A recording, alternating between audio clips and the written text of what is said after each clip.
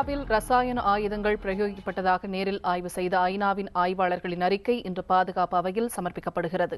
இந்த விவகாரத்தில் அமெரிக்கா மற்றும் ரஷ்யா இடையே உண்டாக்கப்பட்ட ஒப்பந்தத்தை திட்டமாக மாற்ற ஐநா முயன்று வரும் நிலையில் இந்த அறிக்கை சமர்ப்பிக்கப்பட உள்ளது.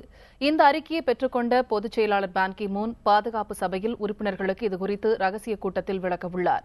சிரியா தலைநகர் டமாஸ்கஸில் கடந்த மாதம் 21ஆம் தேதி சுமார் 1500 பேரை பலிவாங்கிய தாக்குதலில் ரசாயன ஆயுதங்கள் பயன்படுத்தப்பட்டதற்கான ஆதாரங்கள் இருப்பதாக பான் கி மூன் ஏற்கனவே தெரிவித்துள்ளார்.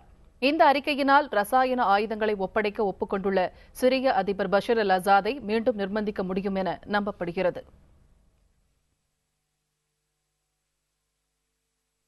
சிரியாவின் ரசாயன ஆயுதங்கள் விவகாரத்தில் அமெரிக்கா மற்றும் ரஷ்யா இடையே ஏற்பட்ட ஒப்பந்தத்தை வரவேற்றுள்ள பிரான்ஸ் அதனை சிரியா நிறைவேற்ற தவறினால் அந்நாட்டின் மீது தடைகள் விதிக்க ஏதுவாக ஐநாவில் தீர்மானம் நிறைவேற்றப்பட வேண்டும் என வலியுறுத்தியுள்ளது.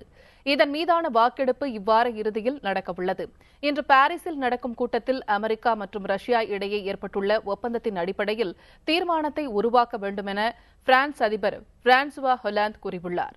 நாளை ரஷ்யாவின் வெளியுறவு அமைச்சருடன் பிரான்ஸ் அமைச்சர் சந்தித்து பேசவுள்ளார்.